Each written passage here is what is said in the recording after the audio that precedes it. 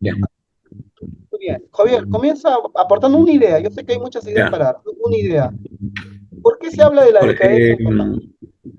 de lo que podemos, de lo que he podido ver con la lectura que hemos hecho en las falsas decretales, se ve, ¿no? Tanta desesperación y tanto cinismo de parte de este sacerdote, ¿no? De este papa, perdón, de este papa, eh, en el cual este contenido nos muestra la definición y división de cómo el flagio, ¿no? De Isidoro.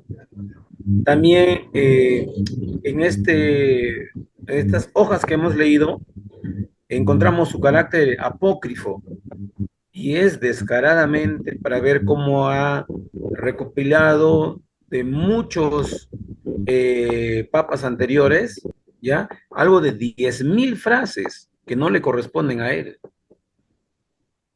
Otra cosa también, en el contenido que estoy viendo, es el decreto canónico según las falsas decretales.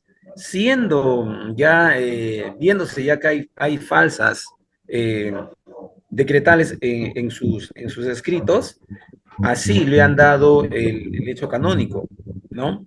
En cuanto a la autoridad del Papa, en cuanto a los juicios eclesiásticos.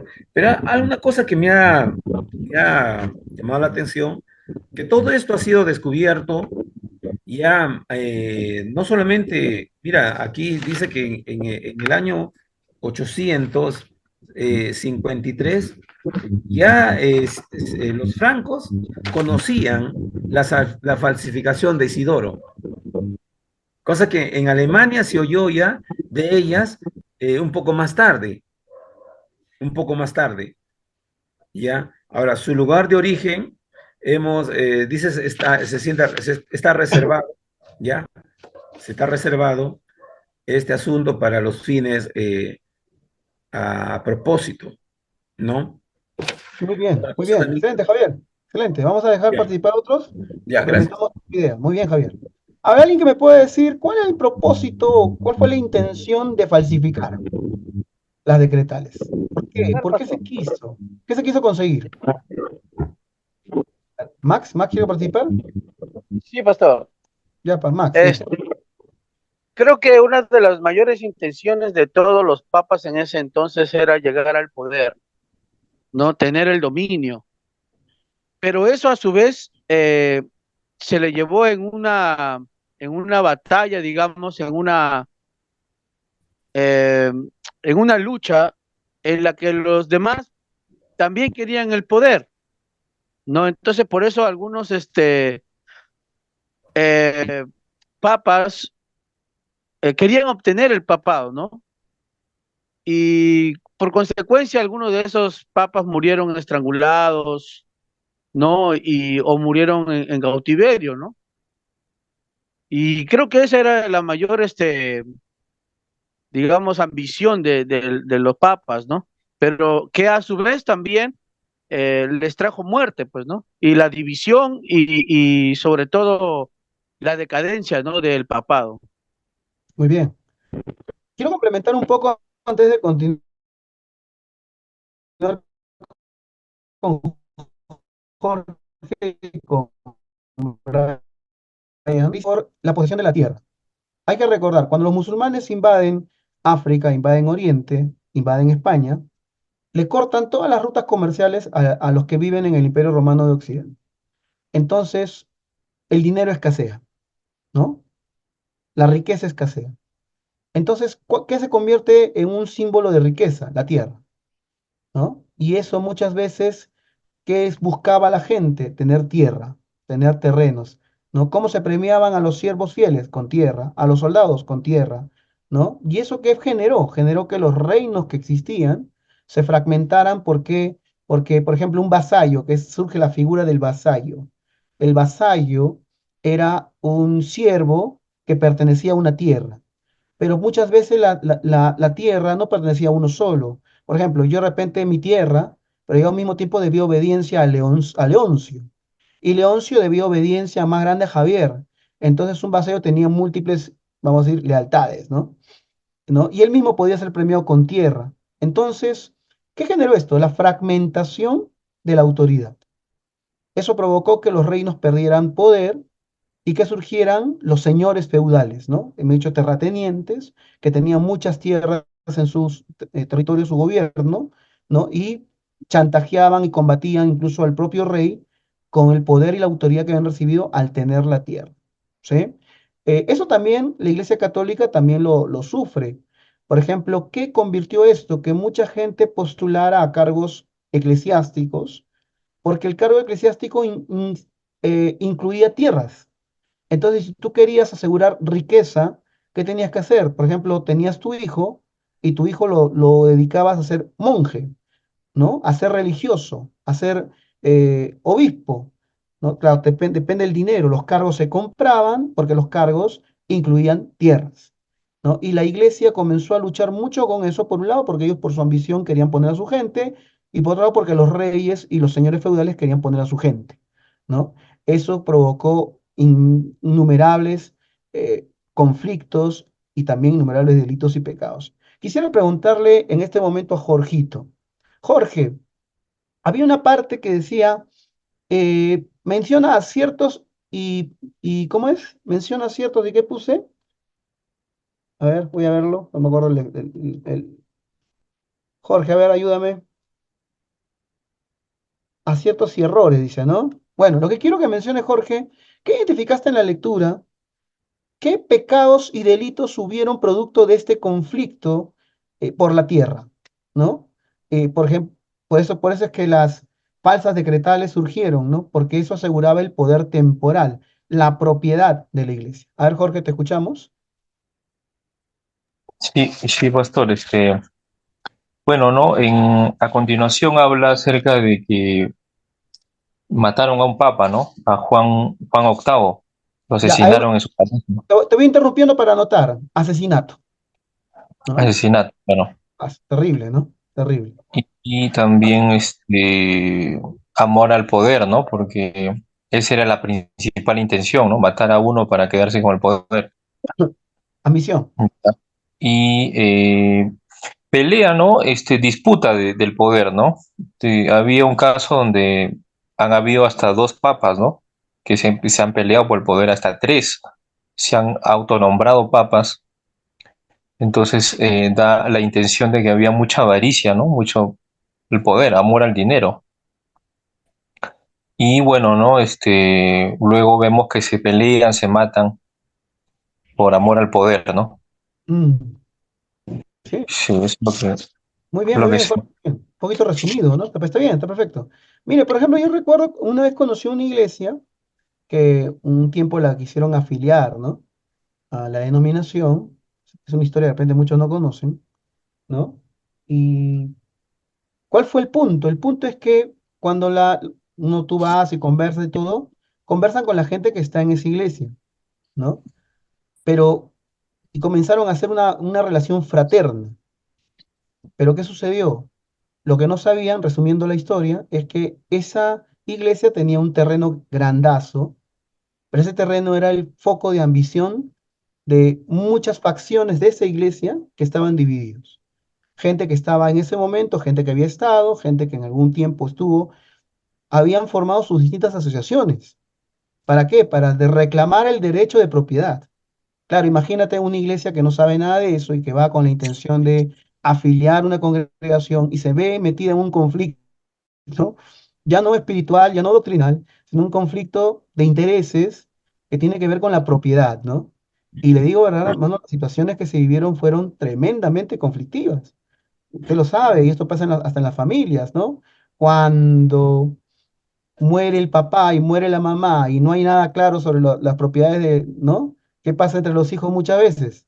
Se sacan los ojos, ¿no? Y esto, como dice Jorge, ¿no? Y como dicen mis hermanos, y ahora vamos con Brian para ir terminando esta parte, esto fue una de las razones por las cuales el papado, vamos a decir, se corrompe de una manera tremenda, ¿no? Compra de cargos, pongo a mi gente en los cargos, sé cómo se dice, eso tiene un nombre, ahorita no me acuerdo cómo se llama, cuando tú pones a tu familia en los cargos.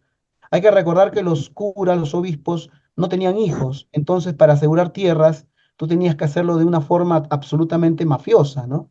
Bien, vamos con, ¿cómo se llama eso? Cuando Nepotismo. pones nepotismo, ahí está. Muy bien, vamos gente, para terminar con este grupo y de verdad los felicito. Vamos con Brian. A ver, Brian, algo más que puedas acotar. Habían puesto, ¿cómo aplicamos? Y esto lo podemos conversar con Brian y después con el resto del grupo también. ¿Cómo aplicamos esto o qué consejos podemos sacar de esta lectura, de esta época, de este momento de la iglesia, que puedan ayudarnos a la iglesia del presente? Bien, Brian, una aplicación. Vamos, Brian. bien, voy a dar varias ya, porque creo Está que bien, hay está bien, está perfecto. muchas cositas ahí que decir, ¿no? Primero, como nosotros somos cristianos y al momento de enseñarnos el Evangelio, la pregunta es, ¿no? ¿Quién tiene la autoridad ahora en nuestra vida? O sea, ¿quién reina en nuestra vida? Cristo. Entonces, creo que una de las aplicaciones es buscar enfocar la autoridad en Cristo, ¿no? Debe basarse en Él, no debe basarse en figuras políticas ni en figuras terrenales. Tiene que centrarse en el Evangelio y servir de forma humilde. También, también hay que cuidar, centralizar el poder, ¿no? Eso es algo bastante, creo, importante. Bueno, tengo bastante experiencia tratando con iglesias porque hace un tiempo estaba haciendo un servicio enseñando a varias iglesias de muchos países y encontraba ese problema, ¿no? Donde el único que tomaba las decisiones, donde el único que reinaba era el pastor, ¿no? Y no había una cobertura, no había alguien que esté por encima de él que lo corrija. Y sé que probablemente muchas iglesias no tienen esa cobertura. Conozco muchas iglesias que no tienen cobertura, no tienen un consistorio que esté protegiendo a ese pastor, pero puede que ese sea un problema de la actualidad, ¿no? Entonces la iglesia evangélica debe evitar concentrar el poder en pocos líderes. También debe fomentar estructuras que aseguren una transparencia, ¿no? Rendición de cuentas. ¿A quién estoy rindiendo cuentas de lo que yo estoy haciendo? Porque yo me puedo equivocar, ¿no? Nosotros, seminaristas, futuros pastores, líderes, se van a equivocar en algún momento. ¿Y quién les va a decir que se equivoque? Nadie, pues, ¿no? Si no tiene cobertura, nadie le va a decir. Y así es como muchos falsos profetas se han formado, falsos líderes que en la actualidad están gobernando iglesias y nadie le puede decir, usted, señor pastor, está mal, está haciendo mal. No. Entonces, eso está pasando, ¿no?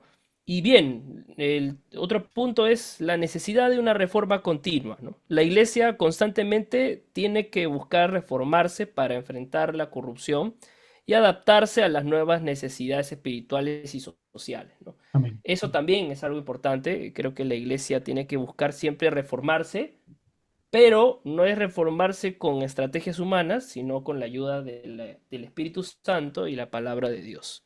Bien, Amén. esas serían las aplicaciones. No sé. Muy bien, Brian, muy bien, muy bien. Antes de darle lugar a los demás hermanos, ya para cerrar con este grupo, me hizo recordar una iglesia, una denominación, no voy a mencionar el nombre, que es una iglesia muy grande, ¿no? Donde hubo un conflicto en su momento porque el hermano que trabajó con una misión compró obviamente propiedades y un montón de cosas con el dinero de la misión, pero lo puso todo a su nombre, ¿no? Y además hasta creó una asociación con un nombre parecido al de la misión, pero le cambió letras, algo mínimo. Cuando la misión quiso reclamar y quiso sacarlo al hermano, al final no pudo hacer nada porque legalmente todo era suyo. Han pasado los años, ya el hermano ya está muy anciano. El punto es qué pasará cuando ya no esté. Hay mucho dinero, hay mucha propiedad, hay mucha riqueza y hay mucha gente metida ahí, ¿no? Algo poquito ¿qué cosa podemos, como dice Brian, ¿no? Mirar la historia para no cometer los mismos errores, ¿no? A ver, chiquito, alguien que del grupo que quiera agregar algo a este punto de aplicación para hoy, de lo que acá, de la historia que vemos. La forma de gobierno, pastor. La forma Muy de bien. gobierno dentro de una congregación es muy importante, sobre todo nuestra forma de gobierno, que la cual tenemos un consistorio, ¿no? Que está por ancianos y también que por el pastor.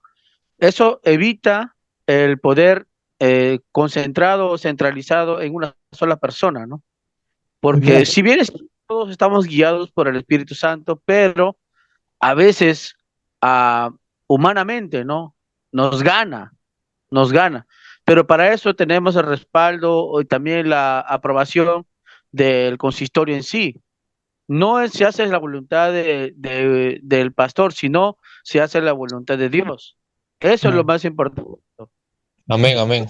Bien, bien. Vamos a ir cerrando porque queremos que nos alcance el tiempo para los tres grupos, pero muy bueno. Felicitaciones al grupo uno.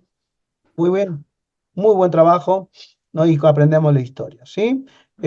Vamos ahora con el grupo 2. El grupo 2 le tocaba, como decía nuestro hermano Brian, y es una cosa históricamente correcta, la iglesia necesita reformarse, ¿no?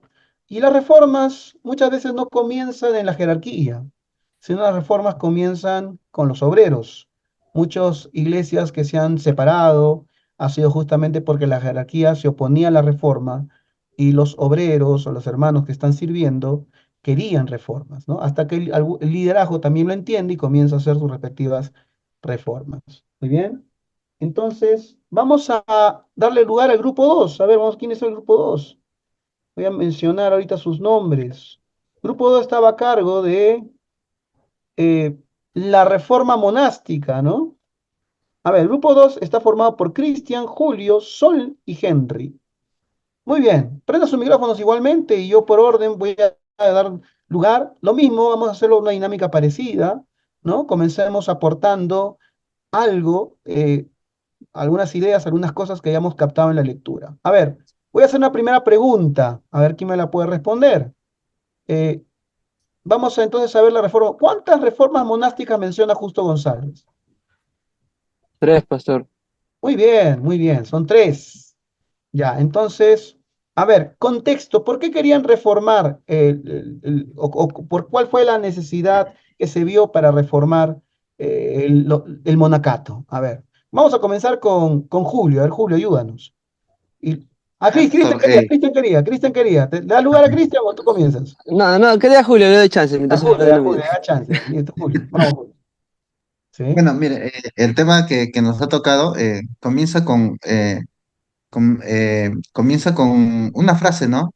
Dice, la historia de Marta y María en el Evangelio muestra que la vida contemplativa ha de preferirse. María escogió la mejor parte, pero la parte de Marta es la que nos ha tocado, ha de llevarse con paciencia. Eso lo dijo Bernardo de Claraval. Mm, Eh, ¿por qué sucede esto? Dice, bueno, hace un momento usted lo ha mencionado, ¿no? Que muchas veces las reformas comienzan desde la parte baja, y es lo que sucede que eh, básicamente son reformadas, como he entendido yo, la parte de la reforma monástica, porque se comienza a dejar de lado algunas ordenanzas o algunos ejemplos que había dejado San Benito en de alguna manera, la vida monástica había empezado a cambiar. Dice que a esto el autor lo llama como un tiempo, ¿no? Pero no le podemos llamar que eran falsos cristianos en realidad, porque él menciona de que la fe de ellos era una fe genuina, o sea, sí, sí creían, ¿no? O sea, tal vez dice, aunque quizás su fe era errada o inoperante, y ciertamente demasiado desentendida de los designios de Dios para la historia humana, era sincera su fe. Eh, la fe, ellos consideraban en realidad que sí querían ganar el cielo, y, y su fin era la salvación. El tema es que habían empezado a cambiar todo eso, ¿no?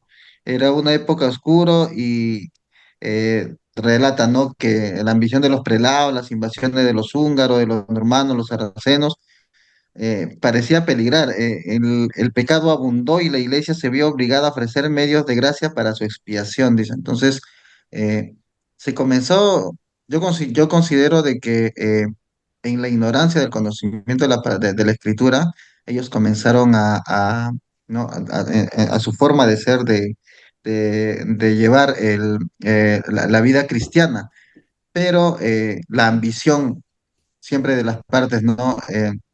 De las autoridades, eh, de alguna manera comenzó a corromperse. Entonces, eh, la reforma básicamente viene por eso, ¿no? Dice que San Benito, acá estaba buscando y, y menciona de que San Benito en realidad era había declarado todas unas reglas de cómo vivir la vida monástica, ¿no? De humildad, ¿no? Y sobre todo de ayuda a los pobres, de independencia, ¿no? De ellos mismos, de cómo solventarse, pero todas esas cosas se habían comenzado a corromper ya. Entonces, ellos empezaron a ver de que se tenía que cambiar eso, se tenía que reformar. Ah, muy bien, Más o muy bien, muy menos, bien, Julio. eso es lo que puedo entender. Está bien, excelente. ¿No? Una necesidad de reformar. Ocurrió mucho que fue una época de mucho miedo, mucho temor, combinado con todas las cosas que hemos visto anteriores de la decadencia del papado, ¿no? Hizo que hubiera una necesidad de reforma. Bien, a ver, Cristian, ya que estamos ahorita, después seguimos con Sol y ahí, ¿quién más viene? ¿Quién más está en el grupo? Se me fue acá. A ver. Ya, grupo 2. Ah, Henry, ¿no? Al final. Bien, Cristian. A ver, primero mencióname las tres reformas y luego explícame la primera que menciona Justo González. La primera, ya. No, La no, primera, primero las tres, primero mencióname las tres y luego las explícame tres la primera. reformas. Sí, Ya, una es la reforma cluniacense, la reforma cisterciense y la reforma nomástica. monástica. Ajá. Unas- Bien, bien. Ahora explícame entonces la reforma clusterciense. Uy, bueno, y ya nos habíamos dividido, pero ya. Sí, dame Ah, la no, no, lectura. mencióname entonces, explícame la que te has dividido, la que has Ah, estudiado. ya. La que hemos Sí, dividido, bueno, me escogí yo, bueno, fue la reforma cisterciense. cisterciense, Bien, a bueno. ver, ya, dinos. Bueno, esa reforma, como bien lo menciona, como lo mencionó Julio también, que es un objetivo, se menciona también que hay se menciona que había diversos lugares que se habían cambiado su vida hermética hasta que cambiara ciertos riesgos de regla. O sea, ahí menciona a algún personaje llamado Roberto de Molesme, que decide sacar el monasterio a ese nombre y cambiarlo a Cirstituin, perdón, que era nombre latino, que venía de una palabra griega. Menciona también que el próximo abad es uno de los principales personajes, se puede decir, en este tema, que viene a ser Albarico, que coloca un nuevo una nueva monasteria, que significa, se abreviaba Citaux, que era uno de los primeros grupos. Eran unos grupos que fueron mostrando sus poderes de persuasión, que pronto se volvió a lo monasterio, principalmente ante las miradas de las cristiandades occidentales. Por otro lado, también se menciona un personaje llamado Bernardo de Claraval, que se habla que él era un monje, que afirma que había creído en el Señor y había dicho la parte de que María era mejor que Marta. Ahí debemos tener, hay mucha interpretación para hablar de eso, ¿no? Su tema principal era sobre la humanidad, interpretando más como personajes principales tanto a María como a Marta. En esos tiempos la vida era muy más trabajosa físicamente como y en la agricultura y en lo más que era lo más importante su trabajo laboral en esos tiempos, ¿no? Y también se habla que aquellos monjes de Cluny no le gustaba llevar vestimentas para adorar a Dios, sino le gustaba hacer según el reglamento que ellos tenían. No les importaba cómo se presentaban ante el Señor. Y su organización fue debido a su claro, sencillo, perdón, un sencillo por lo que dependía de Abad. Todo era gobernado de Abad. Abad tomaba decisiones, aunque no era dirigidas con el Señor, pero él era el que tomaba el mando, como se dice. Con su personalidad de Abad, que había dominado toda esa época, se encontraba ahora en nuestra historia también, que viene a ser el gran místico de la devoción a la humanidad de Cristo. ¿Qué voy a eso? Que como nosotros también, cómo podemos adorar al Señor, no solo con, digamos, con hechos, palabras, sino con nuestra forma de cómo nos presentamos ante el Señor, o sea, en este caso a la iglesia. Ahora, por Muy otro bien. lado, esta narración nos ha obligado a nosotros a adelantarnos en el orden cronológico de nuestra historia, que viene a ser pues que un breve narración que lo menciona ahí, que menciona dos principales movimientos, que se embarca la monástica del siglo X al siglo XII. Y bueno, le menciono los errores que acabo de encontrar y aciertos también. Bueno, Ya, hay unos errores que también pude encontrar en toda la lectura yo, que fueron llamados cristianos de nombre, pero eran exactos por su fe, que no era bien errada. Su fe no, o sea, más le llamaban, como vuelvo a repetir, ¿no? Cristianos le llamaban por palabras, pero su manera de ser, su manera de actuar dentro de la iglesia o como fuera también no era lo correcta. Solamente tenían ese doble carácter. Y por otro, que los monjes se veían violentados a aquella circuncisión de la época, o sea, se veían obligados a ser dominados por las normas, las leyes, que tenían que saber que eran cristianos como nombre, como lo vuelvo a repetir, sin tener esa contextura de poder llevar esas reglas ante toda la población. Esos eran los errores que tenían. muy bien, muy bien. Ahí, por ejemplo, podemos resumir un poquito para ayudarle a Cristian, es que la reforma cisterciense, ¿no? Es una vuelta a las raíces. Ellos querían volver a las raíces, a lo que había predicado y enseñado el manual de San Benedicto, ¿no? Querían alejarse un poco de la molicie y todas las series de pecados y degeneración en la que había incurrido el movimiento monacal. Entonces, ¿cuál fue la idea? La idea fue volver, ¿no? Volver a la raíz, ¿no? Nosotros, por ejemplo, eso ocurre muchas veces, ¿no?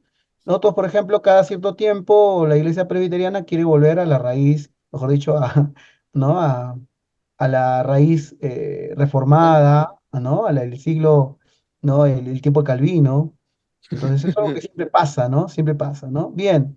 Vamos a hablar entonces de la otra reforma. A ver, ¿cuál es la otra reforma? La primera que le hemos mencionado. ¿Quién le ha tocado?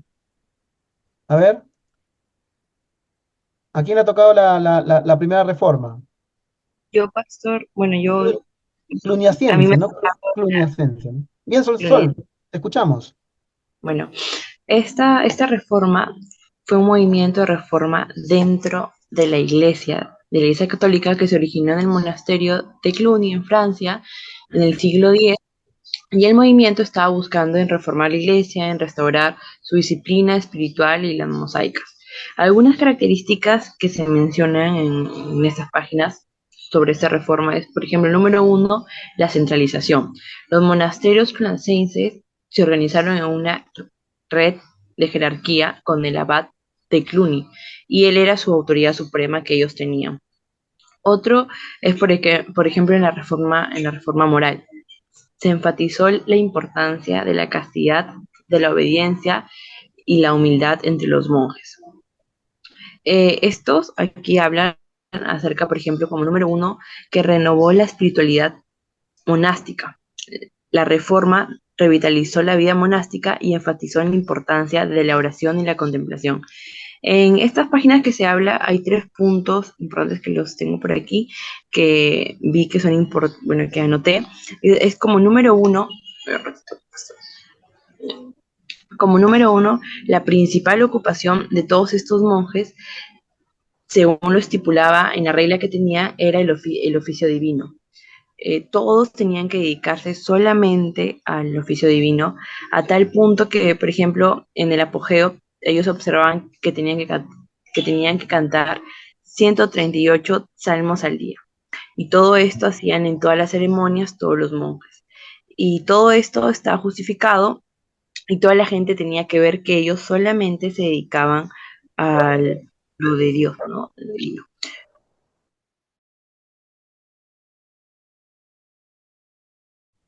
Del monaquismo lo sería también en el siglo XI. De igual modo, todos los monjes debían obediencia a sus superiores, a toda la iglesia.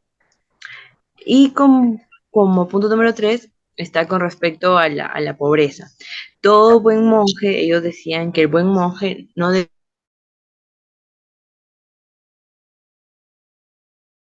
Hasta ahí todo iba bien, todo parecía bien, pero lo último que se menciona ahí, que es que una de las principales causas de la decadencia de este movimiento fue las riquezas que acumuló. Debido a todo lo que ellos estaban enseñando, que ellos habían estado avanzando demasiado, toda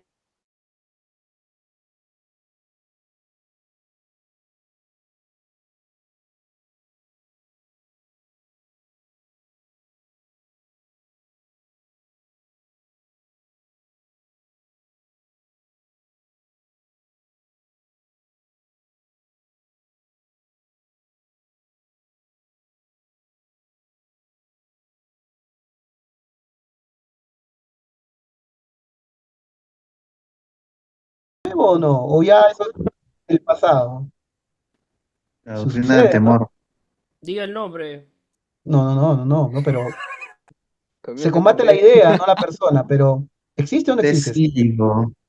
existe, Bien. ¿no? Existe. Muy bien. Vamos a ir avanzando, muy bien, y luego vamos a hacer un pequeño, solamente como ya una especie de síntesis de la aplicación actual, que pueden repetir algunas cosas y agregar otras. Vamos con el último. ¿Quién es el último? Henry, ¿no? A ver, hermano Henry, ¿dónde está Henry? A ver, ¿Henry está en clase o no está en clase? Ahí está, hermano Henry. Muy bien, Henry. Creo que te corresponde ¿no? La reforma monástica, dice, ¿no? Sí, pastor, estaba, bueno, viendo, bueno, sinceramente casi reciente he llegado de mi trabajo y bueno, estaba leyendo justo esa parte acerca de lo que menciona ahí, bueno, nuestro hermano que mencionó primero acerca del texto de Marta y María, ¿no? Bernardo de Claraval nos compara, bueno, compara para aquellos tiempos, ¿no? Como Marta, ¿no? Entonces Muy yo bien. creo que todavía sigue hoy presente, ¿no? Todos siguen siendo Martas, ¿no? Menos María. Bueno, hace mención en esa pequeña parte acerca de los diversos partidos políticos que disputaban mucho, ¿no? Del papado. Y entre ellos, pues, se surgían, pues, cosas semejantes, ¿no? De que los que proveían tanto, bueno, de alimento, también para aquellos tiempos eran, pues, eran los siervos, eran los cristianos, ¿no? Que sustentaban toda Europa. Y como mencionó por ahí el hermano, que tenían también una fe, bueno, errada, pero sincera, ¿no?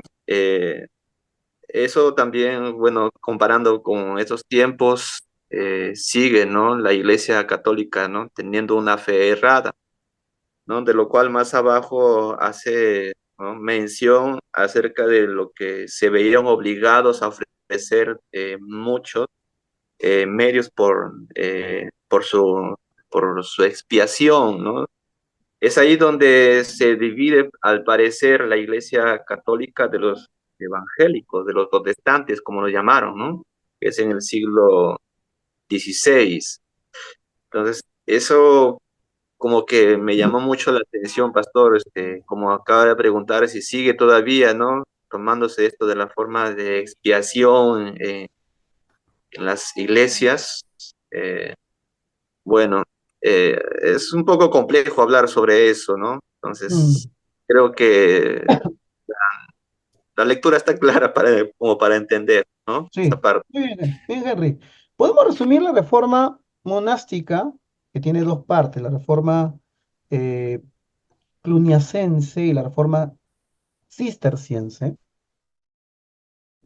La podemos ver como una reforma que tiene que ver más con la praxis que con la doctrina, ¿no?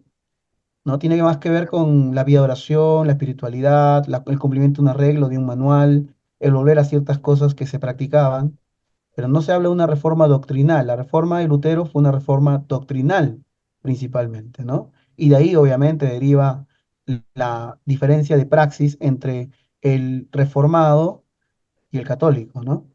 Pero la reforma monástica no tuvo ese ingrediente, ¿no? No es que hubo alguien que levantó su mano y dijo, no, acá nosotros vamos a combatir estos dogmas que no son parte de la escritura, etc. No hubo eso, ¿no? Hubo más que nada una reforma orientada. Julio, ¿quería decir algo, creo? Sí, el autor lo llama una fascinación, ¿no? Era una época de bastante fascinación por la religiosidad, por ser religiosos, ¿no? Eso es lo que conllevó a esta idea, ¿no? Y como se dice, en realidad, ya desde antes se habían formado esos grupos, el monacato, el monasticismo había Monasterio. entrado. San Benito en realidad, con sus reglas, él intentó unir, ¿no? Eso, formalizar y de alguna manera debía ser de ayuda al prójimo, ¿no? E Mm, incluso, por ejemplo, una de las cosas decían, no, ellos no podían comer más de lo debido, si había, lo compartían con los demás, pero se había corrompido en esa época, ¿no? Y por ejemplo, lo que he podido ver también es que habían algunas diferencias, ¿no?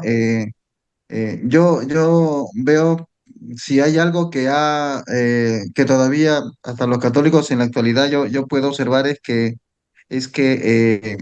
por ejemplo, uno de ellos decía, ¿no? Que no se podían, se habían empezado a enriquecer y habían empezado incluso ellos a considerar de que ellos no podían participar de las labores ajenas, porque la ropa con la que ellas vestían no podía estar sucia, porque de esa manera no se podían presentar delante del Señor. Mientras que el otro grupo decía lo contrario, ¿no? Decía, más bien, estando así sucio y todo eso, digamos que se expresa humildad, ¿no? Entonces, yo considero de que el error fue el extremo que empezaron a poner ellos, ¿no? Cuando entra la fascinación, cuando entra el fanatismo, cuando entra, más que, como usted dice, no más que el aspecto doctrinal, entran otros criterios en la vida, entonces confundimos, ¿no? No, realmente ya nos desligamos del propósito que tiene Dios, ¿no? Y este no, autor en realidad era, ¿no? Era de la última reforma, eh, en donde decía eso, pero al menos, bueno, acá el autor menciona, ¿no? Que este que dijo así acerca de Marta y María, dice, a pesar de que su propósito explícito era dedicarse a la vida retirada, tuvo que intervenir como árbitro en varias disputas políticas y eclesiásticas. O sea, aún este mismo autor se dio cuenta, ¿no? Que tenía ese pensamiento, pero después con el tiempo se dio cuenta que no, ¿no? Y Dios en realidad, nosotros como iglesia no nos ha llamado a escondernos, ¿no? A encerrarnos en cuatro paredes y pensar solamente en lo espiritual nada más, sino que yo considero que como iglesia nosotros hemos sido llamados a reflejar, ¿no? A la imagen de Cristo en nuestra sociedad y de alguna manera poder producir esa influencia, ¿no? Bueno, pastor, eso era. amén. Amén, Julio, amén. Muy bien, una síntesis, ¿no? Que con esto terminamos con el grupo 2. Un aplauso para el grupo 2, ¿no? Y lecciones que podemos aprender, ¿no? De este momento de la historia, este intento de reforma, ¿no? Vamos ahora a empezar con el grupo 3. Tiene una lectura un poco más extensa, me imagino que también se lo han dividido. Voy a mencionar entonces quiénes son los del grupo 3. A ver, grupo 3 son 5 en este caso, ¿no? A ver, aquí estoy buscando los integrantes. Grupo 3: Roger, Wilson, Daniel, Max y Leoncio. Muy bien. Si se han organizado, me dicen en qué orden se han organizado. ¿Quién habla primero? Si no lo han hecho, cada uno por su lado, bueno, está bien. Las preguntas son las mismas, ¿no? A ver, vamos a hablar un poco entonces de la reforma. Ya hubo la reforma monástica, hubo dos intentos de reforma. Ahora, hablemos de la reforma papal. A ver, ¿en qué sentido había la necesidad de reformar ya que está hablando acá de la jerarquía, ¿no? ¿No? Y quiénes fueron los actores de esta reforma? Ahora comenzamos con Roger. Roger, explícanos un poquito, una síntesis. Ok, a ver, de cierta manera, a ver, había muchos males en la iglesia, pero uno de los principales era la simonía, ¿no? Que era en relación de lo que había pasado con Simón el Mago, ¿no? Donde se compraba básicamente, se quería comprar el favor de Dios con dinero. Bueno, la simonía básicamente era una venta espiritual, ¿no? Eso es lo que se podría decir, donde se compraba tantos materiales, incluía cargos eclesiásticos, sacramentos, reliquias, incluso la misma gracia. Y eso era uno de los peores males que pasaban, ¿no? Para la reforma papal. Cuando se pregunta de los principales, se nos menciona dos, ¿no? Y bueno, los dos principales que son Pedro Damiano y también está el León octavo, sino noveno. Y bueno, bueno, ellos son de reformadores que buscaban, ¿no? A ver, lo que nos dice de Pedro Damiano tenía un celo de reformador y buscaba la reforma, diese muestras de espíritu y caridad para que reinara lo supremo del Evangelio, ¿no? A ver, él propuso un tratado donde básicamente condenaba la simonía, pero también declaraba, o sea, como que, a ver, lo condenaba, pero también declaraba que los sacramentos que habían sido vendidos sí eran válidos. Entonces, como que había cierta incongruencia, ¿no? De esa parte o sea, quería que está condenado, pero no quería estar mal. Es algo muy confuso lo que quería hacer este Pedro, pero eso era su tratado, ¿no? Con la ayuda de Gidebrando, Humberto, Damiano y otros, León noveno emprendió la reforma de la iglesia. A ver, de todas las obras que pudo haber hecho, se nos dice que las prácticas de la simonía eran las que se ponían mucho en riesgo, ¿no? Los cargos eclesiásticos. Y otro problema que había era sobre el matrimonio eclesiástico. Bueno, ¿no? Se corría el riesgo de que si moría podrían heredar, ¿no? Todo lo que tenían, ¿no? Bueno, en ese cargo el papado. Entonces era uno de los problemas también que se nos mencionan aquí. A ver, las clases populares eran las más felices, ¿no? Porque como los mencionaba, la simonía, bueno, el que tenía más dinero podía tener muchos favores en la iglesia, pero los que sufrían, como siempre, son las personas que tienen menos recursos, ¿no? Ahí se ve la diferencia de quienes se veían aprovechados y quienes no. A ver, me quedo ahí para dejar a mis Sí, compañeros sí, que... darle lugar a Ok. otros. Muy bien, Roger. Vamos a ver, ¿quién complementa de los integrantes? A ver, ¿quién complementa? A ver, rapidito. Roger Wilson. ¿Dónde está Wilson? No, Wilson, complementa algo más de lo que ya dijo nuestro hermano Roger. Está Wilson, si no Daniel, si no Max o Leoncio. Pastor, yo había leído, bueno, es que ahí usted puso grupo 3 y ahí mismo una lectura, ¿no? Entonces Ah, yo lo había entendido. te equivocaste de grupo. Sí, pero he tenido que volver a leer. O sea, ha sido mi error, no, no es de usted. No, no, está Sino bien, está bien. que, Por ahí me faltó poner más detalladito cada grupo que tenía, ¿no? Perdón, ese claro, fue mi error también. lo que yo veo de la reforma papal, que leí también por error el primero y este último, era que la reforma trataba de luchar contra prácticamente el sistema feudal, ¿no? También, ¿no? Contra los poderes de la gente rica, ¿no? Que las tiaras papales eran colocadas, digamos, por autoridades, ¿no? Por reyes. Y, por ejemplo, ahí estamos hablando de Bruno de Tula, por ejemplo, de que se le había ofrecido el papado, ¿no? Pero este no quería que fuera elegido por el emperador, sino que el pueblo y el obispos lo eligiera como papa, como señal de autoridad. O sea, él luchaba mucho por la simonimia, ¿no? Contra ese grupo, ¿no? Porque luchaba contra la compra de cargos, ¿no? O sea, y fue una reforma muy difícil porque también implicaba anular la compra de cargos y anular los matrimonios también de las autoridades, ¿no? De los papas para que no dejen herencia sobre sus hijos, porque era como los reyes, ellos ya dejaban de herencia a sus hijos el papado, ¿no? Y era muy complicado esta lucha, ¿no? Ya que también mucha gente poderosa fue ahí contra eso, ¿no? Y uno de los que más he podido leer es de León XIII, ¿no? Fue fue un hombre que trató de aplicar reformas muy profundas, ¿no? Y que también fue aclamado por el pueblo para hacer actos de humildad, ¿no? Como llegó descalzo a Roma y tanta cosa, ¿no? Y bueno, al aceptar Bruno fue un luchador muy profundo, ¿no? Y aceptó el nombre bajo León IX, pues, ¿no? Pero también se rodeó de hombres que él lo creía de su confianza, ¿no? Hombres austeros, monjes que se habían dedicado a la lectura y a la profundidad de la palabra, ¿no? Pero que también él tuvo dos errores, ¿no? Ir a las armas contra los nórmados, ¿no? Donde ahí también cayó en derrota todo el ejército del papal, se podría decir, Muy bien. ¿no? Eh, e incluso fue ahí, bueno, también fue preso, ¿no? Mm. Y también el otro error fue no me acuerdo, Está bien, pero está bien. No te preocupes, ya pues, estuvo muy bien, Leoncio. Mira, para haberlo leído tarde y todo, estuvo, verdad, un aplauso, Leoncio. ¿no? Excelente, excelente. ¿Sí? Vamos a rapidito para no quedarnos fuera del tiempo. Vamos con, ¿a quién le toca? Daniel. Bueno, Daniel, vamos a hablar de los aciertos y los errores, es decir, cosas buenas que se vio, o si no se vio ninguna, no hay ningún problema, y cosas malas, así brevemente, los pecados y delitos que se ven en esta parte, o los aciertos e intentos saludables que hubo en la iglesia. A ver, Dani.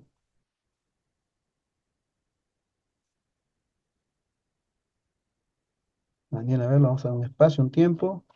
Muy bien, Al Daniel. pastor, Sí, bueno, lo que yo no he podido leerlo todo, lo que has podido leer, lo que has podido hasta, leer.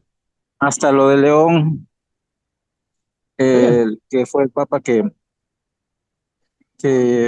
digamos así, emprendió la marcha, ¿no? Con dos hombres más, Ildemaro, me acuerdo, y otra persona más, que empezó la lucha contra la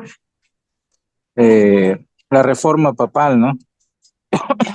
bien, Como ya dijeron mis compañeros, pues había ciertos, corrupción, clasicismo, ¿no? Eh, entre los papas. Y bueno, estos tres hombres intentaron hacer una reforma en contra de los sinomias, algo así. Leí Simonías, ese Simonías, término. Simonías. Ajá, Muy bien, ajá, eso. muy bien. No, y bueno, los errores yo pienso que pudo- era pues el clasicismo, ¿no? De solamente que las personas más pudientes o que podían tener más dinero, podrían quizás acceder a, a cargos altos, ¿no? Correcto. Sería la avaricia también, ¿no? Mm, La Exacto. avaricia, Está bien, no te preocupes que es, estás toqueando, te cuesta un poco, eso es muy bien. Te cuesta un poquito hablar, pero sí, está, sí, sí, eso es lo que yo he podido comprender, ¿no? Y bueno, también estos tres hombres, pues también, no leo, emprendieron también ciertas formas de poder contrarrestar o hacer una reforma de todo esto de repente de manera inadecuada, ¿no? muy bien, Sí, muy bien, eso es muy lo que yo bien. he podido comprender. No, excelente, está muy bien, perfecto. Muy bien, gracias, Daniel. Sí, ahora vamos a, rapidito nomás, vamos con Max y luego con Wilson para cerrar, ¿ya? Max, a ver, Max.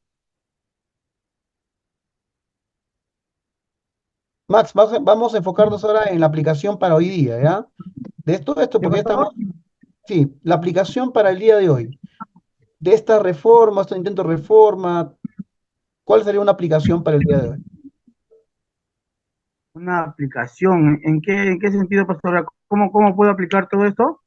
Sí, claro, ¿cómo aplicar? De la historia que aprendo, que puedo evitar hoy o que puedo hacer hoy en la realidad de mi iglesia o de las iglesias, ¿no? De cosas que vemos hoy de repente, ¿no?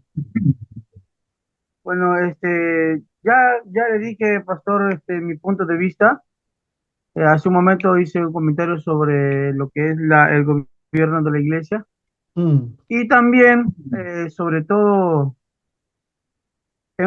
enfocar bien, ¿no? Enfocar bien cuáles son los objetivos, las metas de cada iglesia para no desviar, ¿no? Tener un buen proyecto, tener una buena, digamos, una buena construcción. Ah, y sobre todo también, escuché sobre las reformas. Pastor, cuán importante que es tener una reforma dentro de la iglesia. Algo está sucediendo también en la iglesia donde congrego, la iglesia. Me pareció muy interesante la reforma de Pastor en ese sentido y muy importante de repente que puedan aplicar también en cada uno de, ¿no? Si es necesario, ¿no? Una reforma dentro de una misma iglesia. De verdad que ha resultado bastante, digamos, se ha beneficiado bastante la iglesia, ¿no? mm. O Muy bien, sea, Max. Bueno, Max, creo que te cité equivocadamente porque estás en el grupo uno, ¿no? El que estaba en el sí, yo grupo soy era grupo uno. Zulín, la que no está ahorita, ¿no? Pero bueno, ya. Vamos a terminar con Wilson. Wilson, cierra con broche de oro. A ver, danos tu pensamiento, una síntesis y cómo aplicamos esto, ¿no? En resumen, ya todo lo que has escuchado, todo lo que has visto, ¿no? ¿Qué nos puede ayudar? Vamos, Wilson. Vamos, sin miedo al éxito, Wilson. No, no, tú tengo el mío es que el mío es de que no, sino que creo que este libro la que envió al grupo que ustedes tienen, ¿no? De la historia de la iglesia. Entonces yo no estoy en ese grupo, pues no le pude dar una lectura adecuada, pero como también mi lectura porque estaba viniéndome del centro acá a mi casa y desde el curso que llegaba ya Ya, no lo pueden leer ni buscar. ya está bien, escúchame. Primero, lo primero que vamos a corregir es que tenemos que agregarte al grupo, ¿sí? No estás en el grupo y no avisas. Vamos a pedirle que te agreguen al grupo, ¿ya? Segundo, ya tú ahí te vas a enterar de la consigna y ya lo vas a mandar por escrito en todo caso, ¿ya? Muy bien, hermanos, vamos a terminar porque el pastor King está esperando para tener una reunión con ustedes, coordinar algunas cosas. Vamos a orar para terminar y gracias por su atención. No llores, Wilson dice, ¿sí? Gracias por su atención en esta noche. Vamos a orar, vamos a pedirle ahora a nuestro hermano Daniel que nos despida en oración. Siervo, despídanos en oración, por favor.